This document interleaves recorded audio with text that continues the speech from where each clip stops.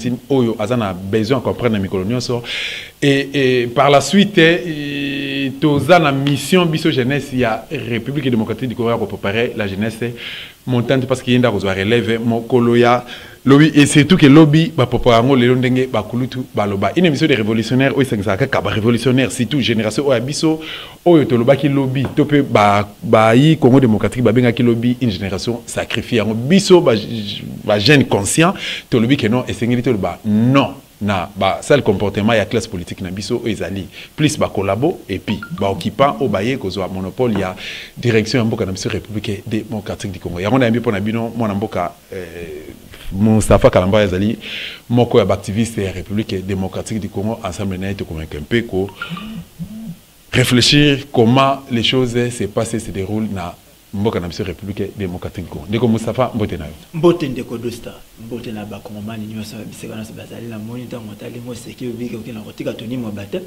bana bandana na toni mo ba asa lifisuni na bandana toni mo bana Félix Tshisekedi toni mo ba pusi mokolo ya bana ba kosala tena fête moleza ki fa ba sala le 23 na le 24 ba silisa kasi toni mo bana Félix ba fandi na conseil des ministres ba décider ba pusa yango pona nini babi bazana avion te po mema ba examen ko longolango na kati ya Kisasa ko koti ba province mususu bazana avion te kasi Félix a manqué 2,5 millions pour kasa la voyage Félix a manqué 2,5 millions bima Kisasa kende na bamboka ko kindaka bapaya pona ko signaka ba accord na bapaya wana ko manqué ya monter chaque mois Tony moi ba voyage chaque mois a manqué avion te pour ka voyager mais juste pour nous faire passer ba item il y a manqué et manquer moyen de transport. Tout ça c'est pour vous dire que gratuité et enseignement aux élèves qui décrété au lieu d'être planifié et qu'on continue qu'on ranger bon moyen Félix et que bon moyen qui non asuka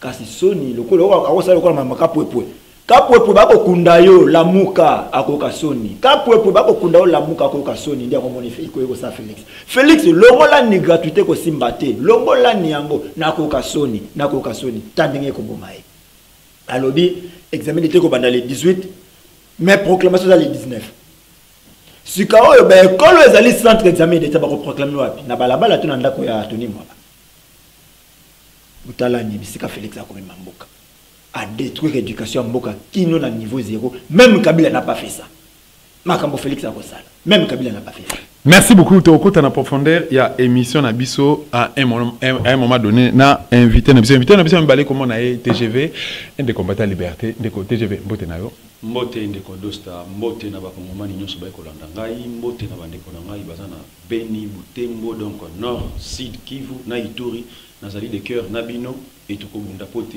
Congo na biso et Kamama.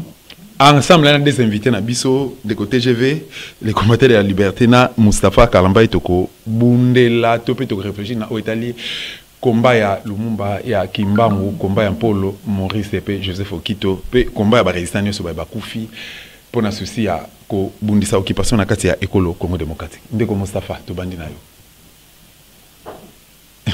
émission ba révolutionnaire hein à livre ouvert Ingeta.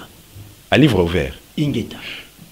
Toujours le langage d'occupation dans le Congo démocratique. N'a pas non occupation hier. Aujourd'hui, nous sommes agressés par les Rwandais. Pourquoi ça la commentaire à propos? Bon, en tout cas, Bololé koleka moto a sali mieux que koleka tata na été a salité. Le ko le bandi ko ndima que non. Mboka ezali agressé par les Rwandais à travers le groupe terroriste M23, il faut signifier que les M23 qui amnistié, bénéficier de l'amnistie par Félix Tshisekedi en 2019. Il est là, il y a un lobby qui yo komona Rwanda diriger biso yo mona ba Rwandais awa yo mona Félix était yo mona nani était mais les autres ont dit que témoigner bango OK le pays est occupé le pays est agressé le pays est sous occupation rwandaise là ezali esengo pote bitumba oyo ndeko bandeko noso ba king na kesa so batu mingi te bandeko ba likambo na bandela yango ce n'est pas parce que tozali ande na ko bete yango même na bala bala to betera les solo na ya ve ba kombo bandeko bete masolo na dosta na kesa sa oyo direct ça t'a honoré Ngwanda. Hein? Tant que bête les solo occupation. Combien on avait cru?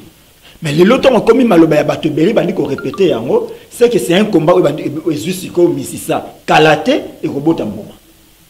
Ezali sengo pona biso présentateur de la yo. Ezali sengo vraiment pona biso tika ete kolwazo lokumu. Kala mingite mbuma nango ekobima. C'est-à-dire que mbuma nango ekobima, c'est-à-dire que bato wana bakozonga bisika bauta bakokima po bayaki na baboti ya mbula maloba ya emengo emukena.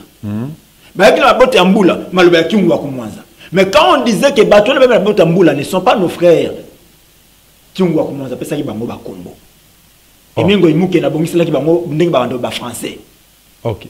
Voilà. Mais aujourd'hui, une grande partie va dire comprendre, il faut tout applaudir. Est-ce que les lots, osons reconnaître que non, tout le bas, naba, institution nyonso, tous allez infiltrer. Tout le bas, à partir de la présidence de la République, Sénat, Assemblée nationale, gouvernement et autres. Bien sûr. Hein? Mais besoin de regarder le monde dans la mission. Félix a comme président de la République. Na kati ya kabine na yo na mikolo minutu likana tunaki motuna nani azangi mwasi ya rwandaise na kati nani azangi mwasi ya rwandaise ni institution moko bazangi moko azaka kuna azangi mwasi ya rwandaise dernièrement l'Assemblée nationale bilo mona ndi bakubunda bango moko kuna. OK babundaki po ba tuti bakolela ba groupes armés na bango babuti ko bunda na bango kuna na basisi ba ko bundela na kati ya Assemblée nationale devant Bosso asuka na bango wapi ti le kabongo. Pour vous dire que on se pose toujours la question, Batoana, Batouti, on a représenté le peuple ni dans l'Assemblée nationale de la mission. Parce qu'on appelle ça la représentation nationale. Beaucoup moins échantillons, qu'on représente le peuple. On a représenté Rabanani. C'est-à-dire, ils représentent leurs intérêts. Dans l'Assemblée, on a béni à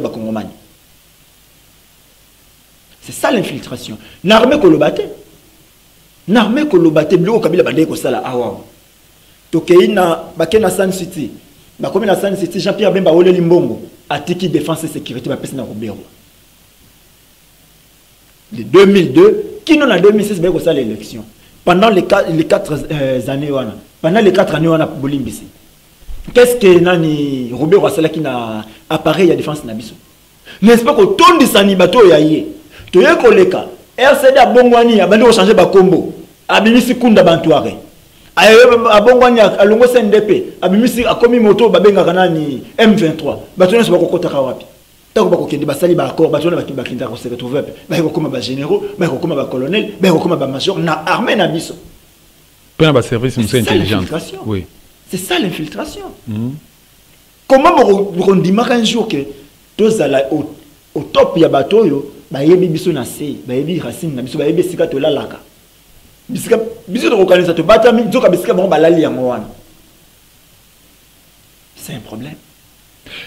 Merci beaucoup. Et na ba congolais quand même to mekempe na place à kotalaka ba film nigérien naza contre artiste et comédien na biso na place à kotalaka plus ba théâtre to kotalaka ba film ou encore kotalaka ba musique et sengeli malamu to se fouiller to peto se pencher na mazali important to loba ndé François loba qui non de sacrifier l'essentiel au bénéfice de l'électorat ko loka plus ko yeba mazali ko leka na mboka na République démocratique du Congo ya ronde ya motuya ndeko TGV. Qu'est-ce qu'il faut faire maintenant pour nous bouter bandeko ba infiltrer ba institution na biso? Solution ezali nini? Ce qui est l'autre otanga na présence de la République bazali, tozana ba ministre rwandais, burundais, tozana ba président ba parti politique. Le gars va Vital Kamerhe, la nationalité douteuse, tout le bas, azali rwandais, be ebele ndenge ndeko Moustapha Outi koloba, ebele na kati ya gouvernement, plutôt na kati ya institution, na kati ya parlement kuna baza na basi ya ba rwandaise. Pe ba rwandais baza ba député congolais, les bazo siéger na kati ya Assemblée nationale, il y a République démocratique du Congo. Qu'est-ce qu'il faut faire pour na kosilisa na nos problèmes na kati ya institution? Nini to salité? Nini to salité? Koboma. Oh to salité non te ezali koboma. Peuple congolais, azali peuple moko, azali zobate. Mazali peuple moko affaibli spirituellement, moralement et physiquement. Naïb Saraba Komoma n'y a ce que Ngaï TGV n'a pas ressource n'a pas ça analyste. On a eu à koyoka trop de théorie. Il est temps de pratiquer. Pourquoi pour la distraction que Oh non, Rwandais basa une institution telle, Rwandais basa une institution telle. Depuis boye ba infiltration, depuis ça l'infiltration. Vous allez co-dénoncer, jusqu'à quand vous dénoncer. Mais il faut agir. Oh et Seigneur Kosala, il faut que tu aies à l'aise. Ah on était Koloba, Makamouya le 30 juin Oyo. Pas de concert oui au soulèvement populaire. Initiative de Zoï Kaka Logo la blague. Et cette fois-ci, dans Makamouya infiltration, il faut tous un slogan encore. Zéro Rwandais au Congo. Et zéro Rwandais au Congo Kobanini. Place Nyosho et Siga Rwandais Azali. Azala Palande Konayo. Il faut qu'on bomaye. Il faut qu'on bomaye. On n'a plus besoin de incitation ou de gauche. Non. Bah, soi-disant, bah, autorité en Mboka, oyoyo, bah, tchana la jeunesse au Babengi, Kobanga. Yango moni Kinois, Congolais, Azali trop. Alinga pour makasi na Facebook, makasi na YouTube, makasi na WhatsApp, comme ça soulèvement na yé na kati ya réseaux sociaux. Mais sur terrain zéro. Et c'est grave. Cette infiltration, nous devons en finir avec. Il est temps. Malgré la ligne ratata, on a témousé le père Kabila. Aloba est le moko. Aloba Rani. Alobi ke. Congolais si gagnent aux Ali. Simba arme nyonso. Arme zali neni aloba ki bien. Li Kwangola. Li chete. Arme ya Bokoko. Tout Simba. Parce que toujours risqué de coma. Mais esclave. Ya Batouti. Et aujourd'hui nous sommes. Léon tout ça. Comme esclave. À cause de Lini, le Congolais qui complète avec le Rwandais. Et bien là, ici, jeunesse, c'est ma père. Moi, j'étais à Makala. Je fais Makala. Aux ans, Maloba. Na Makati, Makala, Makala, d'abord pour Nanini, pour Salagini. Au Iba, il bloque à Batou. Natikala jamais qu'au Iba, n'a pas moïbité. Au Violaki. Natikala peut qu'au violet. C'est quoi Salagini? Voilà. J'étais à l'MLC, je fais 18 ans à l'MLC. Je défendais que la jeunesse, le valeur. Parce que toi, on a une émission, le valeur RDCN. Merci. Histoire dans notre parcours dans notre MLC, je défendis que de valeurs, pas des individus. Et batata au bazali ou en la 4 MLC, balinga qui jeunesse a émergé. Balinga qui dominer jeunesse. Et n'a seul monde on a télémé la bango et devant président Jean-Pierre Bemba dans le barabo solo. Direct. Parce que chez moi la paix n'existe pas. Et batata wana ba vandelinga ili kita pour monter l'engaïkou. Parce que j'étais contre que MLC est contre la union sacrée. Oh, la union des Zimbéou. Le coup est contre. Babino, il faut monter coup pour la moine. Il n'a pas pour devenir comme TGV. Ça doit te prendre le temps. Et je n'ai pas fini. Moto a kanisa yo. Abomio. Azapre rocher le poison. Et je vais en finir avec ce monsieur-là. Tôt ou tard. Je vais en finir avec lui. Je n'ai pas été en retard à Congo. Mais dans mon compte de Nakati Yamakala, ceux qui n'ont coûté 10 000 prisonniers, 9 550 prisonniers sont des jeunes. Âgés de 10 ans à 45 ans. Nekonanga jeune Mosuni Kangamina na Mukuwa.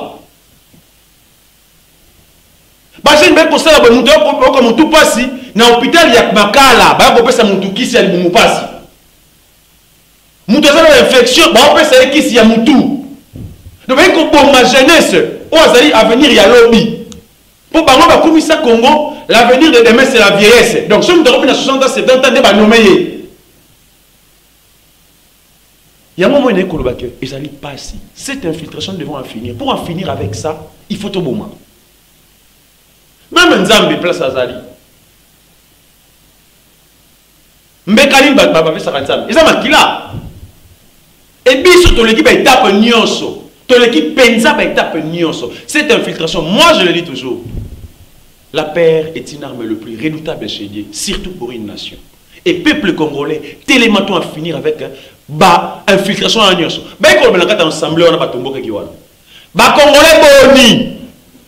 Baza na kati ensemble wana ba yeba ki que dès le départ to koti parlement bien le Rwandais. Ba de ça ngote pour nani.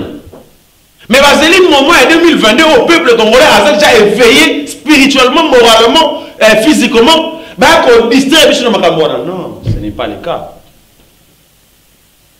soki dépendant na yo faki ba député donc ba parlementaire na biso wana osa allusion na ba sénateur na ba député faki ba se comporter comment vis-à-vis ou face à occupation rwandaise oyo ezoko tungisa mboka na République démocratique du Congo na place à ko dénoncer boy bien ça na eloko moko père tonam Patrice Emery Lumumba aloba le Congo va écrire son histoire seul avec le Congolais et parlement on a et c'est là qu'il parlement Oyo, il fallait comme une histoire et un mboka parce que l'histoire qu'on a réussi dans ces pays, c'est du mensonge. C'est du mensonge. Mais parlement dès le départ au Koti, tout le monde a ceux qui va s'affourer les autres, bah tu comptes l'assemblée, tu connais pas boy, tu connais ça, baza appelé lo. Bah comment passer, il y a tout tiwana. Baza appelé lo. Bah comment passer, il y a tout tiwana les Rwandais. C'est ça que je dis que il faut même tuer les Congolais qui complotent avec le Tutsi. Parce qu'ils n'ont pas de place chez nous. Mais Baza Bande Konabiso. Non. Nous avons catégorique. Je fais la fête lorsque ça brille chez les voisins. Yo, c'est. Moi, on s'appelle là. Si tous les voisins me comme vous dites, les mots que moi j'appelle Chilomo. Et bien, depuis tant de choses, on a quand il y a parlement, on a. Ben, au service, il y a tout. Ben, au service, il y a pas Congolais. Beko service ba Congolais tiens et yebani na kozonga mukesima Patrice Emery Lumumba avait dit encore le complot était déjà fait, le plan a été déjà établi. La Belgique nous a balkanisé ce pays, l'éclatement du Congo c'est demain. Et tant que la balkanisation et ça n'a pas carte mabélé à Congo balkanisation a plusieurs formes spirituelle, morale, physique, mentale, tout. Et ils ont réussi spirituellement. Parce qu'ils ont dit, Manzambo, il a pu sauter. Tout le monde, il a pu sauter. Et le peuple congolais, il faut ozonga. Ton négligé par ancêtre, il a pu sauter pour adorer par ancêtre, et le combat du Congo, c'est un combat spirituel. Il faut avoir l'œil pour comprendre. Si on a été au comprendre d'un côté. Et c'est ce que j'exhorte mes frères et sœurs. Tout les mains. Tout le monde va bengi bobangi. Parce que Congo ça dit mboka na biso. Moi j'en vis pas bamboka msusu. Na zungolu ya kutambola ba pays, ya Afrika. Mais pas na yo, c'est pas na yo. Et nous devons écrire notre histoire. Bon comment on m'a ramené pour les gagnants ça. Les oyo na plus fait les sous. Le con là bazo ko anéantir toujours peuple congolais na ba tout tiwana comploter na ba congolais ba leader politicien nyonso ke bino obenga na Congo tous les leaders sans exception ba travers na ba tout tiwana et ba comme ma biso na ba distraction o esengeli na bi ko robeta lisolo yango ben exemple moko na opesa bino le 4 janvier 1959 to benga ba martyr de l'indépendance tangu ba ka bimaka et le fallait bosser Babouka Rezaka Bani. Babouka Rani. Ba statue. Na sur la gare centrale, Zaka na statue à Léopold D. La gare centrale. Pourquoi Babouka Rabilo Kouana? Bazaki na œil spirituel. Balon na Kababilo comme appelle Kati, il y a ba statue, ba mausolée tout comme ça, pour que ba affaiblir le peuple. Le peuple congolais a télémi. Voulouz Kimbango, le baka 100 ans après. L'homme noir deviendra blanc. L'homme blanc deviendra noir. Na poté kasina makanisi. Makanisi on makanisi spirituel, makanisi ya moto, makanisi nyonso. Mais batiki bino ba bino soit disant li na to publier na Facebook. Soit disant la personne a longola li noana. Alors bi clair na boka mon mère.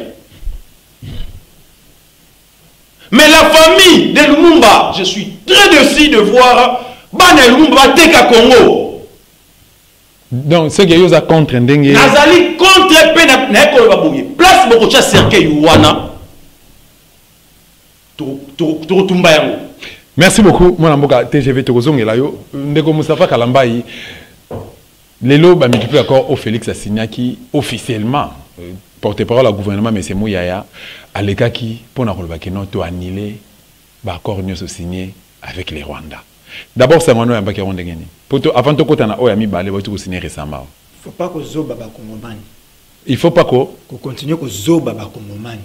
Donc on sera ba kongomani le ko la ba zoba. OK. Et n'a comme de la loko ngonga ngonga. Patrick Moya ya foyer ba que ya un peu jeune. Alors qui vivre encore après 40 ou 50 ans. Alors vous avez encore 40 ans ni bosso naï. Amita la kiungu wa kumwanza na aja comme qui na on te demander ko rappeler makambo saka na katanga pour na ko boma bakasayen. Moi comme ko qui se sonne pour ka loba. C'est comme Moya ya pa ba ki to banda ko rappeler ka yango parce que biso na devoir de mémoire to sakanité. Tant que le pic Félix a signé accord na Rwanda pour le raffinage ya or, bah wanga na kangai na finga ma mingi ne loko wana. Combien de bateaux ba benga zoba ne biko réfléchir te. Félix a tindi coltan na Rwanda, te yo zali bololé. Félix a sali nzela ka sindi Kampala a accomplir accord à l'Émirat. Abinga ki ngai bololé. Atondo mine parce que lelo mouya ya leki na télévision après Conseil de défense élargi, et que ban ba congomane qui to suspendre, alors pas que tu quoi annuler, ba suspendre. Là encore il y a un problème. Est-ce que le gouvernement devrait nous dire parce que ça beaucoup on a demande à gouvernement, ils ont demande il y a défense. Bato on a bato ba sangi ba suspendre ba accord. De durée, il y a suspension les accords combien de temps? Ba suspendre pour combien de temps? Et quand c'est une suspension de durée indéterminée, on peut suspendre les matins pour lever la suspension le soir, pour une durée indéterminée. Ça, c'est un. Et de deux, compte tenu de l'accord, on a suspendre les acquis. Tant que le Kabila, le plus mauvais au Félix Ayebi, nous a laissé ne fût-ce que ce code minier. On a quatre accords miniers, on dit que ceux qui vont signer accord Moko concernant 1000 Congolaises, il faut que présenter accord on a la Congomane Nyonso. Na wakendaka kelasi na wakendaka kelasi te ayeba ma nini ba commune kati ya accord wana par ya Congomani ezali boni par ya moto oya yeko tia oya yepa kozwa boni biso Congomani to memi nini bato wana baye na nini poteza la lokola makambo lekala na badan getle awate kabla le père à 100 000 les lots type wana koma milliardaire pour que tombe sur na makambo wana te il faut makambo dans la claire. Félix a présenté biso accord wana. Il n'a jamais présenté à vous. Jamais présenté à vous. Et on vous dira qu'on l'a suspendu. Bon, on se connaît ça qui n'a avantage à Congomani. Pourquoi suspendre ça? Pour trouver que nous, ils ont un avantage à Bisso. Bisso, notre monde qui est bien à Bisso et à moi. Et pourquoi il est venu suspendre ça après que tu m'as dit ma déclaration? Que non, on ne peut pas continuer, on ne peut pas dire que tu as agressé par les Rwandais. Ok, c'est une faute à responsabilité. C'est être irresponsable. Il y a des gens qui sont voisins. Toi, papa, tu dois agir. Quand Félix se cache derrière ça, c'est que c'est à témoigner de ce degré d'irresponsabilité. C'est être irresponsable. Alors, je reviens encore à ma campagne. Si vous avez qui n'a intérêt à Bisso et qui a arrêté à moi, c'est que c'est nous qui sommes perdants. On lui demande de renvoyer Karega. Incapable de les faire. Démarche on a coûté à la population à Ebike, Binobo, Inisaka, on est encore, l'objet qui encore na balabala. Bah tu as des personnes qui sont sur ma banque comme d'habitude. Bon ça la guinée. Mais tu habites le côté salabang. La marque est sur ma banque. Alors, les Cambozali, Zomisa Nikare Gapa na bango. Parce que les sanctions diplomatiques, les sanctions économiques, il faut qu'il y ait des éléments. Tu as dit que tu peux savoir sur or na bisoté. Quand tu es ambassadeur na bino Rwanda est rasu awate alors tout tika na bongo kino tinye ko zonga entre biso ba eta tension komata Karega fala nga na comme chef coutumier les accords suspendus ngana moni impact moroté parce que tu yebi ba accord en moté et suspension na peut to yebi durée na ya moté c'est kokuzoka congolais lokola zoba et cela doit cesser. Si quand tu pousses à la Mikolo, ou à la communauté des États de l'Afrique de l'Est, a signé il y a encore Babylon comme ça, ça la force et il y a eu Bundana Bokana Bisso. Quels sont les États au bassin de Biayelo Kouana? Namoni Soudan du Sud, Burundi, Rwanda, Ouganda, Tanzanie, na Kenya. Mais toutes ces armées sont déjà au Congo. Depuis toujours. Toutes ces armées-là sont déjà au Congo. Si on est dans la mémoire, là, mon papa, on aurait une bande qui est sur 9 pays voisins, on a 7 pays, basés dans le sol congolais, illégalement. Et les militaires na bango, basés wana bazo coopérer, mission ba là et banité. Les lots, si kananzela et loko bako sala. Nanzela loko ba ko sala ba lingi ba officialiser sika présence na bango comme officiel. Na bandi na yo na armée soudanaise. Mais n'est-ce pas que tu vas te combler la micomoti ko lekake. Armée à Sud Soudan ba koti na ba province na biso likolo kuna. Pour te combler les yango. Tokei na armée tanzanienne. Mais ça déjà par rapport à partir loko ba benga ni ba contingent des Nations Unies. MONUSCO. Oh les 2 juillet tu resala devant MONUSCO. Mais armée tanzanienne les a déjà. Bozui, armée kenyane, les vendeurs du sucre. Oh, bango moko kuna ba ko belela ba ko kenyane bango ko belela ka bango ba tela ka sucre ba militaire. Nde ba tubino bongo boyana bango ba ko monta bitu ba c'est ça M23. Mais Félix avait déjà fait appel à l'armée kenyane. Armée ougandaise, mais ça déjà on a maramba IPDF na FARDC ba ko contracté ba ADF. Mais ça déjà présente. Mais n'est-ce pas que bango de ba ko kolbake? Maloba na bango zalaki nos militaires basés en connivence na ba rebelle, Félix akende ko répéter na Abidjan. Mais aujourd'hui armée soudanaise bango mo ba tiki ONU ba contingent ya Nations Unies kuna pa na bango pa bundela bango, allez bango ba rebundela biso. Burundi. Mais n'est-ce pas que l'armée burundaise entre de temps en temps chez nous? Motoza absente à Zate, sauf le Kenya qui vient maintenant, quand on a fait, n'est pas écolier à tourner. Ça me fait très mal que mon accord à l'Émirat être accéléré sous Félix. Accord à l'Émirat, n'a que mon et de ce que Motoza quand même est loco. Yo me la connaissance, on peut ça. Et ça n'a oui article. Oui. Ce qu'on a vu deuxième article. Mais si Kabani Bato na balobi le sol appartient à l'AFDEL. Bon pour ça il y a 4 articles moko wana je crois faut la 5e ou 7e que pour na ko batela ba voisin le Congo doit céder 300 km. Ba pesa en Tanzanie, Burundi. 300 km Congo tika na Rwanda, 300 km tika na Uganda. Mais bato ba signer accord à l'Émirat bango wana. Rwanda Uganda na Kabila Yeper aka ko signer na Congo. Et c'est un nom que la ligne a raté la bombe. Article monsieur Lobini. Photo tiki la bango 300 km. C'est quand on dit 300 km, banda na Kisasa. Qui non la matadi c'est 360 km. Donc ce que 40 normalement to que moi matadi tina pesa 40 normalement na Kisasa kino Kasangulu tala ekar wana mune tala surface on to lika kana nzela na po to comme Kasangulu. Si ka bango faut pousser na kino comme pene pene ya Kimpese. Donc pesi no bango na bango bazona bango. Talani destruction ndenge moto mais article mususu oya passe oya révolter ngai et lobi que une fois bo conquérir pouvoir na Kinshasa bo ni maréchal bo benga na batata na nyoso basala kala bote bona retraite politique mais anglais na soyi les oesika et les tutsi doivent être présents mais baba qui c'est que mususu mususu est-ce que abi baloba que esengeli ko pesa batuti nationalité officiellement Hamas bo pesa bango yango na lombango mais Félix l'a fait en 2019. Les Banyamulenge sont les Congolais, Maloba Félix. Mon frère Kagame, Maloba Félix. Donc, on a sorti dans Zola Moulaï, c'est un Congolais, frère à Félix. Merci beaucoup. Il l'a dit. Les lois, c'est comme on a présence, il y a armée, on a mis son akatambo en abisso. Quel sera maintenant le rôle à FARDC? Quel sera le rôle à Batouana? Est-ce qu'elle fait des choses encore dans ma casa au Kende Kobunda la zone noana tu recommandes bisika batoana ba ya siko ko tiani bisika na bango bofanda tolona bisika ndenge sengeli to ko ba makambo ya nini ya 300 km mon collègue Félix yako signé biloko na ya kota makambo ya état de l'Afrique orientale Yoweri Museveni qui dit clairement que bango ba ko kende kino Bunia 300 km de Kampala à Kasindi Félix Asalinzela Kampala Kasindi Nzela. Le roi ira jusqu'à Rutshuru, Bunagan des Arabes. Et on est là.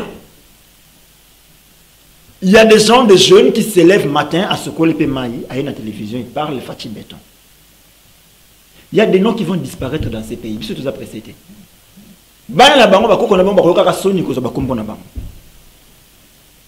C'est pour très bientôt. UDPS Koufa dans mon Canada. Quand Félix quitte le pouvoir en 2023, UDPS peut Koufi. Quand il quitte le pouvoir en 2023, UDPS peut Koufi. Je le répète matin et midi soir. Qu'on pèse encore chance na ndeko Félix na moi na tata au Félix ko pesa une chance pour la deuxième fois. Je vous dis eza acte ya haute trahison pour la République. Merci beaucoup mon amboka Moustapha Kalambai. Ndeko TGV. Est-ce que na côté la Félix Boye talanga nam s'il vous plaît. Côté la Félix bozomona bolingo ya mboka en lui. Ezali pas c'est mawa. Na lo baka toujours na ba etando ike li bakala ya Congo kombo na mochilum. Ok, nous avons besoin de une réponse à la question. C'est une question que nous posons. Papa, nous avons tout le monde intervention mille et une fois au ngai na traitant naie du tic au tac. Alors que moi na Félix Azali na buka lupango na maboko. Alors que asi a hypothéqué mboka est comme il est na likama. Alors et sengeli boka ngai bo plaqué au sol avant que a cédé officiellement. Commentaire na une cause là. Commentaire na plutôt cause là par rapport à la déclaration papa Honoré Mbanda père son âme à ça qui n'a siégé à Félix par rapport il y a point wana. J'ai toujours dit le vieux H n'est pas mort. Il est en nous. Comment? Il est en nous. Il n'est pas mort. Nous devons pratiquer ces enseignements. Moi personnellement, j'ai aussi la chance Yakoyokai. Moli mon arrêt comme une révolte moko énorme. À cause il y a un secret. Et belé onayoka. Et papa Honoré. Paix à ton âme là où tu es. Alors pas clair. Ma mission oyo boudé de limbo no chilombo que moi j'appelle. Asaki no pour na Congo. Je trouve ça bizarre que Moutou Obo octroyé, besoin traité rwandais, Azaki na makanisi ya balkaniser Congo te. Mais yo soi-disant congolais, Ozali na makanisi ya balkaniser Congo. C'est de la haute trahison, Moustapha vient de le dire. C'est de la haute trahison ce que Tshilombo a fait. Et Tshilombo ne mérite pas d'exister au Congo. Il ne mérite pas d'exister au Congo. Il nous a trahis, il nous a vendus. Mais je dis toujours, tu sais que tu nous as vendus dans le mal. Joseph Batera est pas en déconaï. Mais nous avons dit que Joseph faisait comme Mokonzi. Nous avons dit que et nous avons dit Congolais. Madame Papa Honoré Aloba. Ouye pour Fongola ba Congolais miso. Ou Fongoli ba Congolais miso. Et au Tekibiso na mabete, on doit en finir avec eux. Et tous ces accords que tu es en train de signer, je le répète toujours aussi dans ces plateaux, c'est à titre individuel. Ça ne nous engage pas. Et tali yo na libota na yo. Et tali bisoté. Et c'est qu'on va passer, Papa Dosta. Nalani député tanzanien Aïkolobake Nazali pour te Basoda na biso ya Tanzanie bakende na Congo aux forces régionales bakende non à un peuple qui est inconscient. Pour le niveau pour traiter biso libanda na ba voisin na biso à un peuple qui est inconscient au lit peuple oise la conscience pour défendre mboka na ye. Est-il est parti signer ces accords encore avec le pays agresseur, Ouganda, Burundi, Rwanda. Yona Bakeno, Tshilombo Azali Mwasi ya Kagame. Le problème du Congo s'appelle Tshilombo. Comment ngaïmouana nga ba otobola ebisu et n'a qu'une cause la diplomatie. Comme ça, tu as dit que tu même Madame Zambé, si ça y est, yango. Et Tshilombo a blagué avec les Congolais. Peuple congolais. Papa Honoré Alobaka. Moi, na oyo Tshilombo. Basali Anzam, basali comme on a pouvoir oyo. Pour qu'il y ait Fongola Congomani miso. Eh, miso na miso ya kolela te bo fongola. Nous sommes des jeunes comme vous. Ceux qui tout tiki makambo misusu to yeko munda pona mboka to résister pona mboka na biso et ça dit parce que c'est nous l'avenir de demain. C'est nous l'avenir de demain. Chilombo est en train de jouir. Donc, aïe na ekop na ye abi na kana ye asala ba bêtise na ye tout comme ça et Congolais il okangi maboko. Ils en sens té. Ba comme mabiso na plein ba distraction. Na ma on a pour insister. Peuple congolais au télémi déjà psychologiquement. C'est un grand travail qu'on a fait nous. Le jeune haut de l'État. On a fait un grand travail aujourd'hui pour inciter la population congolaise psychologiquement. Au télémi déjà. Surtout, il faut inciter physiquement. Vous devez s'élever physiquement pour que tout foudre bateau, Libanda, Chilombo et les autres avec l'union des Imbéou, tous les politiciens congolais. Ils ne méritent pas d'être au Congo parce qu'ils complotent avec le Tutsi. Ils n'allaient pas si peu au peuple congolais. Tiwapi. Dès qu'on a Moustapha accord et tout comme ça, oui. Jusqu'à quand on rappelle rapidement d'accord, il y a les Mera, d'accord, il y a Boye, il y a Boye, il y a Boye. Non. Non. C'est déjà connu. C'est déjà connu. C'est pour ça que je dis, on n'a plus le temps de réfléchir. On n'a plus le temps de théorie. On a le temps d'agir. Peuple congolais, Moko Kende. Et j'insiste à mes frères et sœurs quinois et quinoises. Papa Dosta n'a toujours, s'il y a Batou Bablokaka, libération en Boka, ce sont des Kinois. Parce que Kinois s'est lancé dans la distraction. N'a pas beaucoup WhatsApp. Et belé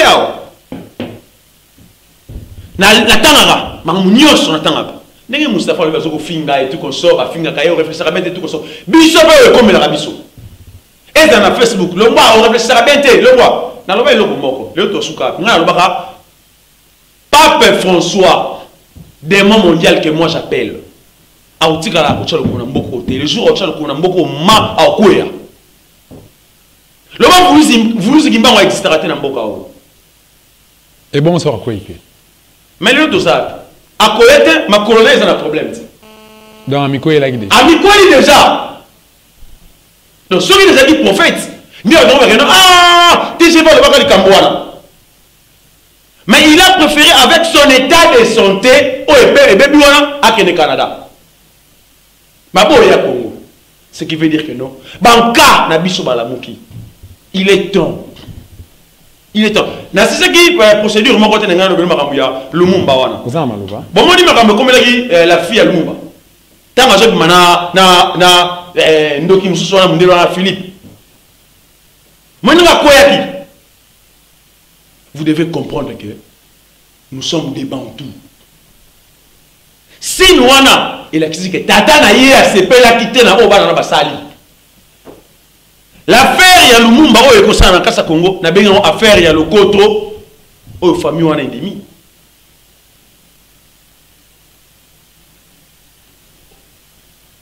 Famille wana endemi. Et les autres comme on est sur un journal belge, Lumumba n'est pas mort le 17 janvier. Oh. Lumumba est mort le 18 janvier. Donc ce qui veut dire que non, Batouana histoire, et puis ça biso pour n'importe la biso, et ça dit forcer, l'ukuta. Pour aller encore plus loin, il biso non, toye, moi Zulu, n'a pas si on mot de sika aux alliés, moi Zulu yabanza. Oh, et qui est quoi, et puis non, soukou. Il biso qui connaît l'ukuta.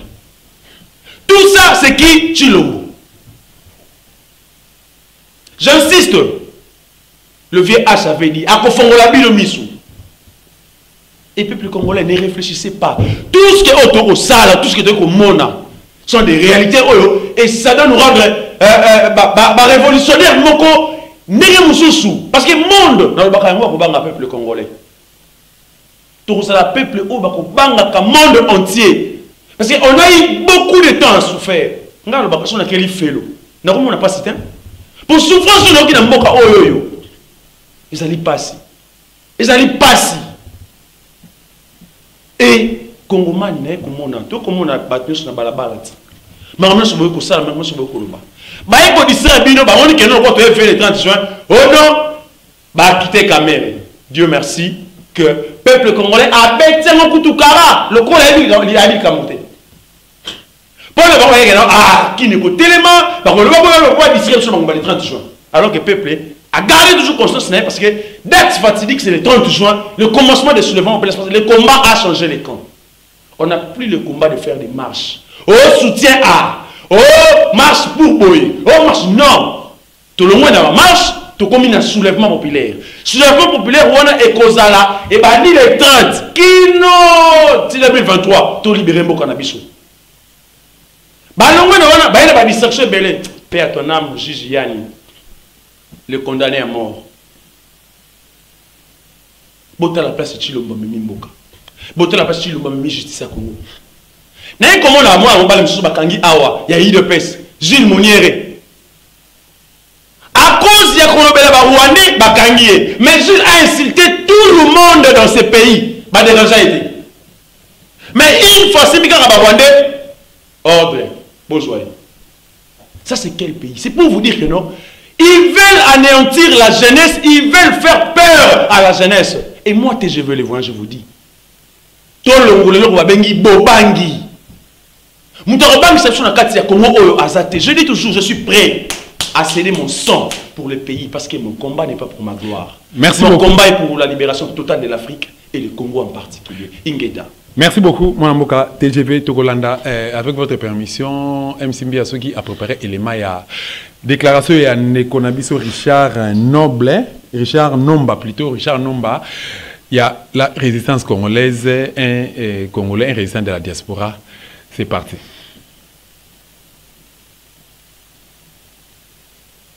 Voilà, merci Bruno Nzinga, merci beaucoup pour l'élément. Ndeko Mustafa Kalambaï, les lots moni vraiment ils facilité côté là. Oh, Gilles Alingeti, il fait kangaki, il fait libérer, il fait libérer. Tout le monde qui Willy Bakonga, Bakangaki, tout le monde qui Vital Kamere Bakangaki, tout le monde qui Jamal Bakangaki, tout le monde a arrestation ya docteur Eteni. Donc tout le monde ba grande tête hein. Grande tête oyo et la makasi par rapport à dossier à 100 jours procès à 100 jours plutôt $600,000 et bimana caisse à l'état pour nous retonga banzela be kole banda ko pona basoda machin mais le tout monde ba libérer bango mais tout monde est mbongo ezongité est-ce que vous avez un commentaire à propos pour problème makasi ezali et c'est mission ba révolution ko pesa ba congolais kanda to fungola ba congolais misu de papa honoré banda lo ba que non Félix ayeko longola ba congolais be kai na misu ku fungola ba congolais misu donc à travers émission auto megempe ko fungola so ba congolais misu na tango ya Kabila la ki soki moto ayibi ba longoli esika zali batindi esika mususu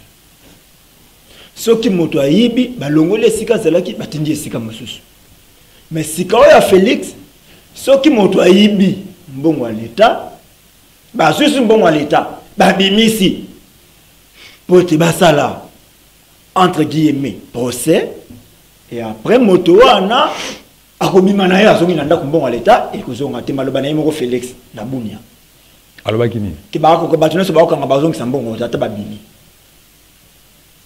ba na bandi na mona mobile na yoko to ke ina itini longondo za na 2020 nga na zongi na 2019 Félix Tshisekedi fraîchement président de la République Dieu donné lobo master Félix ayiba kini 2 millions de dollars que bakongomani ya firme canadienne moko bo faire ba relancer miba bakangie batindie na bolo kwa makala mokolo batindie lelo wala mokeba Mike en prison batindie Dieu donné lelo na boloko lobby ko ba bimisa na 20h mutu ka la présidence et ko soyez destination balamoko destination vers aéroport Anjili Amati Europe et s'il y a qui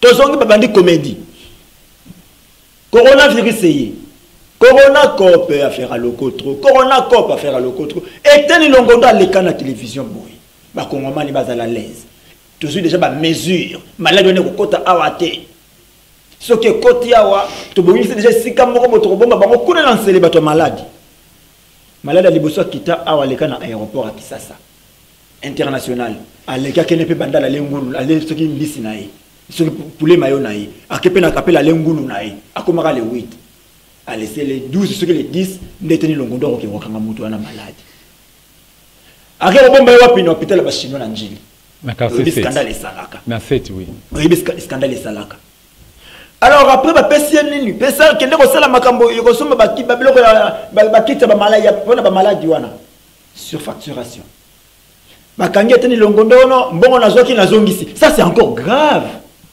Donc là tu demandes au prouver réellement que oyibaki. Mbongo l'état ils ont laissé bomba makamondo so yebi. Mbongo l'état bomba makana banque à l'état. Mbongo l'état combien na boka ya eteni ndengeni ko yazongisa mbongo l'état. Azoki combien zongisa combien? 16 millions. L'homme se retrouve en prison 2, 3, 4 jours liberté provisoire azongi naï. Mais moninga naïe Ilunga. Etani longondo c'est UDPS. Mais moninga nayo ya qui ko remplacer Ilunga. Na boloko makala kino le loi ko se retrouver ko na pona nini. Mateli kaka mosolo. Mais ya etani eleki. Mais le kola ezali ya biso wa ko tu bimisi. Na posa ni moke wuli ba konga yi. Wuli ba konga yibi. Ezala moto moko atianga tembe moto azali asaka na sekope abakanga moko ba ko sala procès wuli ba konga sur la gratuité. Il y a tiki mosala. Avec gratuité mbongo yate. Ezaka na oka comédie Félix Asaka biso. Mbongo ya na moté. Certainement la moni Europe moni bazongi sa wuli na ndako. Mais wuli ba kangi na Brazzaville avec 30 millions selon Akage. Azonga wana kisa se komi oyaki 2 millions. Mbongo kita de 2 millions awe koma wana. Et kina suka na komi sa ki 30 000. Wuli ba Congo lelo ako siéger l'Assemblée nationale. En liberté. Très libre ko lekanga na yo. Aza libre ko lekanga na yo. Miye mto ko luketa.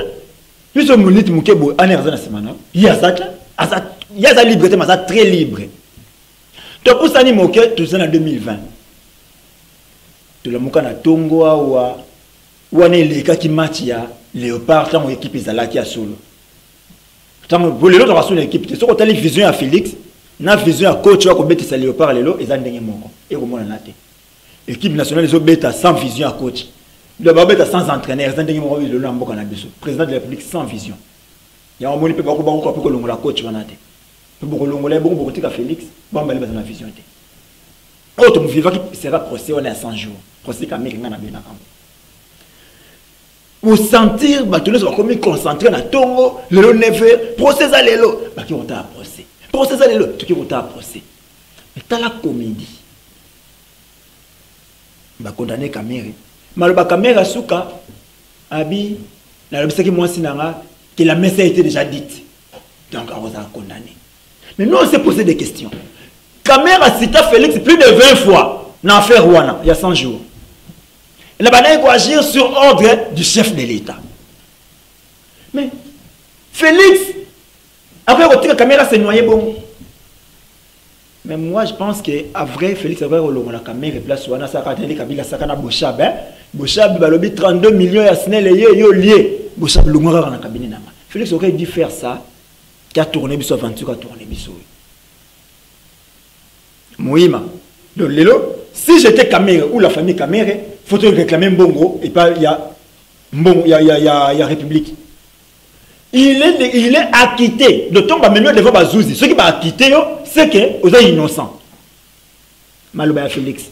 T'as passé n'a rien vraiment peut-être même de gauche. Tu es déjà et ce qu'il a ah. Fin la moi aux alaboué. Dès on peut là te vivre na Félix.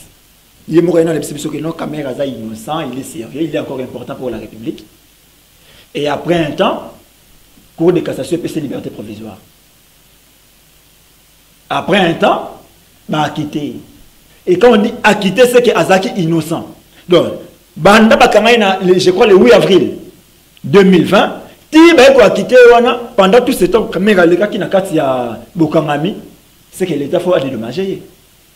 C'est ce qu'on veut nous faire voir. T'as le degré à comédie de Mati. On a compris que terme qui n'a pas état de droit, ce sont des mots au beaucoup dit. C'est ça encore le problème.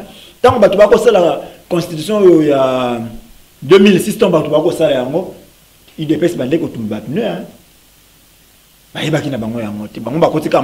État de droit, état de droit. Mais c'est ça l'état de droit. Créer des comédies pour appeler état de droit. Merci beaucoup, mon amboka Moustapha Kalambay. Le lot, comme on a caméra, que ça a acquitté, ça témoigne degré à comédie.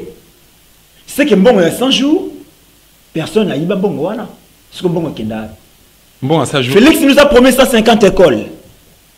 Dans 100 jours. Ezawad. Combien d'écoles construites?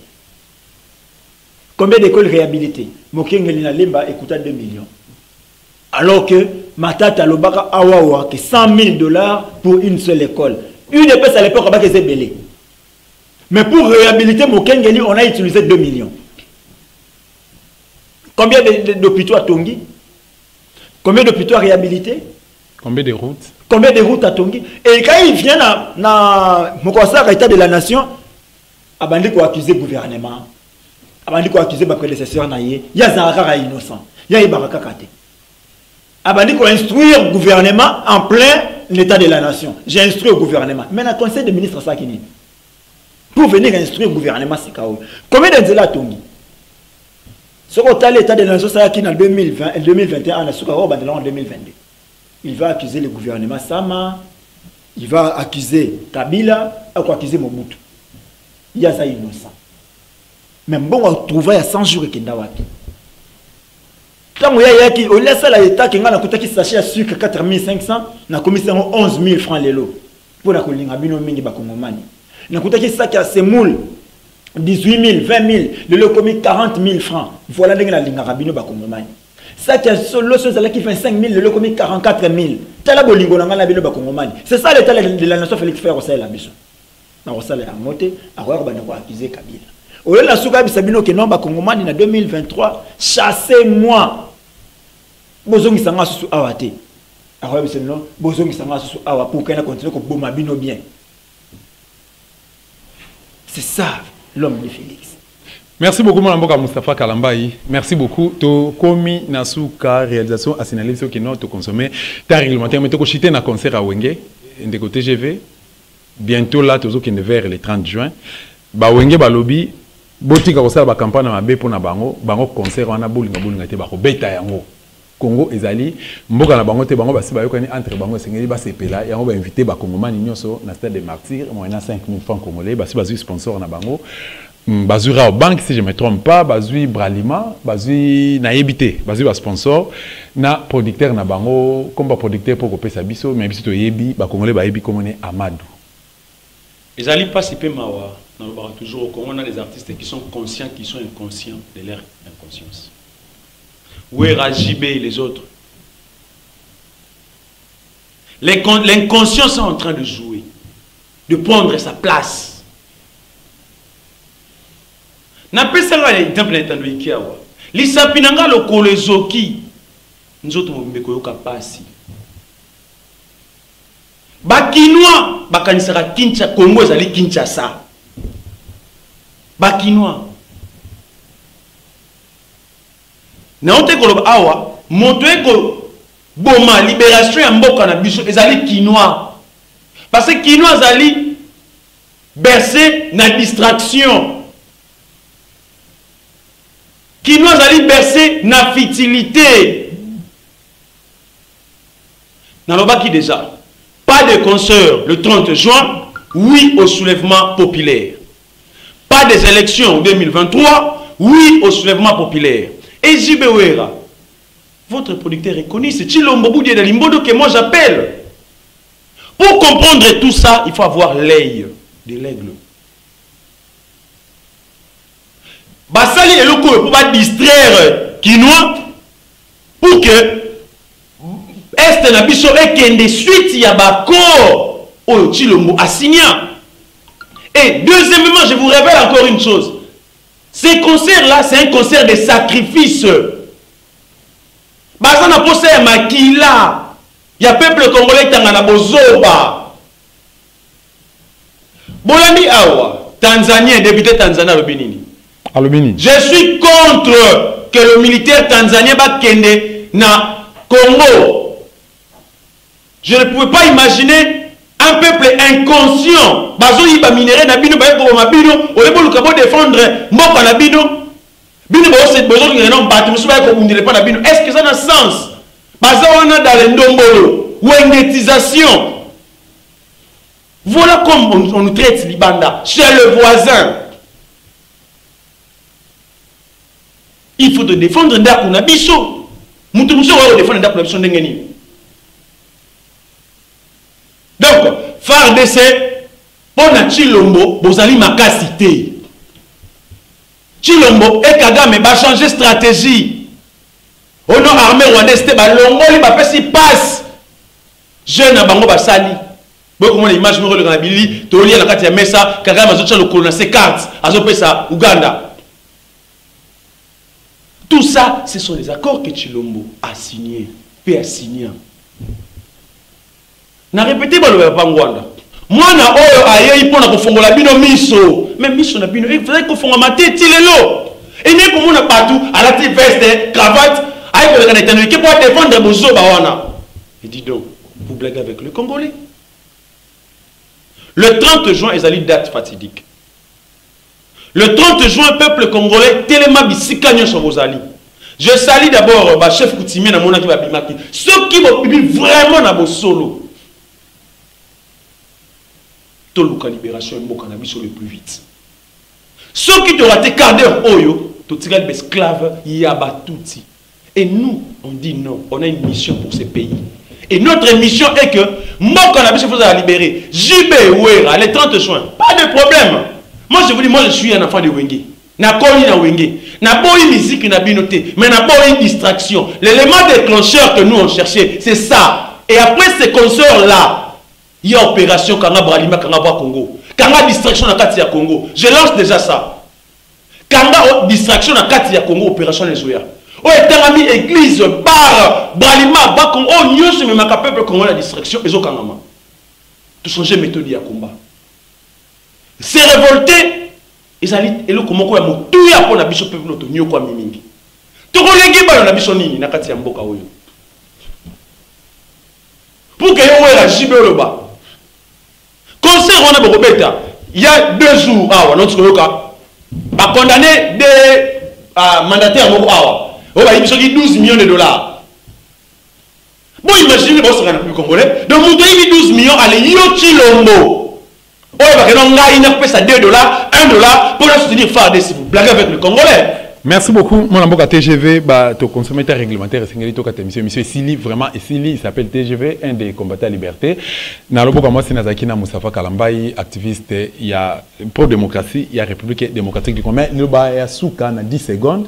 On s'adresser pas au peuple congolais, c'est nini parce que ah tu bundi si tu as moulaï, il y a rebundi sa occupation, tu dénoncer, ba théorie zakimingi, ça c'est vrai, mais tu comme un moment où c'est tu agir à travers le micro il y a Dosta TV, tu peux émission les valeurs RDCN, moi n'importe comme ça pas Kalambayi, adresse nayo et pas ya ba et pas ya clan Wenge, ceux qui osent soutenir concert wana okoki kolobani ni pe pas ya producteur na bango 30 secondes. Malobananga na matali concert izala kaya no banda kalo ebiyango. Et la mitou n'a pas Félix Nelombi. Na tout n'a comment abanga ka fêter le 30 juin. Banda comment mo konzamboka oya abanga ka le 30 juin pour nani. Date wana sala yeni. Et je regarde comment na lobana ya Lumumba. Bandi matata na bangwaza la kokundama na période yo mwana Tshisekedi za président de la République. Tshisekedi qui a traité son père de crapaud. Tshisekedi m'a traité comme Lumumba de crapaud. Azwa ki kotinda la kalonge aboma kalonge aboyi ake kotinda pa chombe abomi voilà bazoli lino ya likaku ba pesi na ba kongomani boya na ngopo na bo sepela ngo le 30 juin et on y a kobeta musique le 30 juin zali mokolo ya batu bazwa ki libanda ozala ki pri na cause ya makila ba kongomani ba sopaka makila na bango po ete libanda wana ezoma et voilà comment les gens se jouent avec pour l'accent face à monde qui 62 ans après et le comment comme si tu es une bombe ina biso zali kaka mabina na mayembi ezali eloko mo se sauter na yango to kobenga na bakongomani nyonso likambo matali sécurité zali kambo ba jeter Monisco na kati ya mbula moko azoka 1 milliard pona ba fonctionnement na ye 1 milliard est-ce que budget armée na biso zali combien kotala nikaka militaire kotala nikaka kongomani policier kongomani on comprendre que ba pulushi na biso ba mapinga na biso bazala mosula malonga te pourquoi ne pas prendre ces 1 milliard kotia na matali armée na biso pour te batambola ne yango mokolo moi les deux tokozonga ni devant Monisco pona kolobana bango ke to yaki na 2020 maïto solo ki na bino to moni yango te mako salama to la kaka na bino ke tokozonga soki makambo matambolité pona ko robisa bino ke plier bagage et dégager parce que la Monique présence na bango ko représenter le côté ba plier bagage ba zonga na ni bango ba ki de bisika ba wuta swing Oh, nous sommes l'équipe qui a tenu l'autre commune à moi sur la malienne. Pour ressentir que rien n'y va. Le 2 juillet, tu as gagné. Le 2 juillet encore, tu as gagné pour rappeler la banque que l'armée à occupation qui est la MONUSCO. Or, le 2 juillet, on a les naissance à Lumumba, Makoufia, qui panvita. Les deux noms-là, il faut rappeler bango quelque chose. Merci beaucoup. TGV 10 secondes, mot de la fin. Merci beaucoup. Na bakongomani nyonso bozui di baku vraiment ya kolanda. TGV les voyants à travers Papa Dosta. Pour comprendre que il est temps d'agir, il est temps de pratiquer ce que nous a enseigné. Notre histoire, nous devons écrire ça nous-mêmes. Et pour tout comme histoire, il faut tout ça la révolution. Révolution, tout ça, il faut tout bimana balabala. Opération, tcha politicien mal à l'aise, libota naye, famille naye, tout qu'on soit menacé dans les moyens nyonso. Ndeko na li kwangola, ozali na lichette, ozali na kindoki, o nyonso bozana, ba arme nyonso bozana ngo. Tous les 30 juin dehors. C'est moi qui vous incite. TGV les voyants. Li banda Congolais au Komona. Aïko kota concert wana pour une distraction. Je préfère qu'il meure. Na préféré liwana yé parce qu'alingi Congo et soit lipanda na ngoté. Alingi Congo et soit souveraineté na ngoté. Et opération bleue. On a des stratégies autour de ça le 30 juin. Et peuple congolais, bima libanda tellement pour que quart d'heure yasuka yangoyo. Je dis toujours mon combat n'est pas pour ma gloire. Merci beaucoup. Il s'appelle TGVN, les combattants de la liberté. Il y a République démocratique du Congo, Peter Mbagina Moussafa Kalamba. Ensemble, on va un peu comme Magnola. Par rapport à nous, c'est surtout que nous République démocratique du Congo. Ce qui est le Bakanisi Lumumba. Est-ce que ça a été? C'est une fille qui réfléchir ensemble. Tu as appelé à Batumsou, Mayele, ou tu as des moments à l'autre, juriste, tu as un peu réfléchir. Parce que Babomara Lumumba, na même condition, na Joseph Okito, na Paul Maurice, Bango Nyoso Bazaki na kata toné acide, Minwana Ezalaki, il y a peut-être, ba confondre. Est-ce que c'est à Lumumba te? Est-ce que c'est à Paul Maurice te? Est-ce que c'est à Joseph Okito te? Est-ce que réellement c'est à Bango, tout le monde qui Minwa ben koni, ba présenté par ba Congolais que l'une ya Patrice Emery Lumumba Yangwana. Est-ce que na moment où pays qui moment moko popile c'est pour na kobeta le solo Lumumba tout peut que ça la tombe. Batia lino nakati pe ba na kokunda. Pourquoi faut to kota nakata distraction to sacrifier l'essentiel au bénéfice de l'accession et sengi to comme livre ba Congo histoire plutôt ba congolais et pas ya biso moko ba congolais to réfléchir to analyser peut to comme makambo zeli à solo pour na collègue et pas ya ba génération ko ya après biso. Merci une équipe technique qui accompagné, merci na Msimbi Bruno Nzinga, merci na Dadi Kusaka le King, merci na bidino sokutane.